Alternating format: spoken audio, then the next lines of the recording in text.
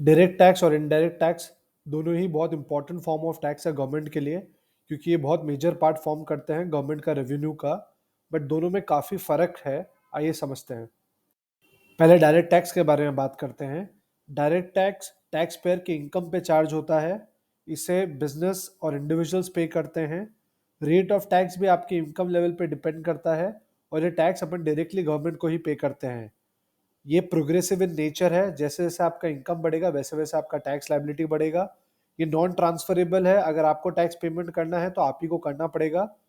इसके एग्जाम्पल्स हो गए इनकम टैक्स और सिक्योरिटी ट्रांजेक्शन टैक्स। अब बात करते हैं इनडायरेक्ट टैक्स के बारे में। इनडायरेक्ट टैक्स गुड्स और सर्विसेज पे चार्ज होता है रादर के इनकम में। ये एंड कंज्यूमर ही पे करते हैं, और टैक्स रेट भी सबके लिए एक ही होता है। इसे अपन गवर्नमेंट को इंटरमीडियरी के थ्रू पेमेंट करते हैं। कैसे? जैसे अगर मैंने सेलर से कुछ सामान खरीदा, तो इसका जीएसटी मैं सेलर को पे करूंगा और सेलर गवर्नमेंट को पे करेगा। ये रिग्रेसिव इन नेचर है, इसे इंडिविजुअल इनकम से कोई लेना देना नहीं है। और इसके एग्जाम्पल्स हो गए जीएसटी, एक्साइज ड्यूटी और वैट।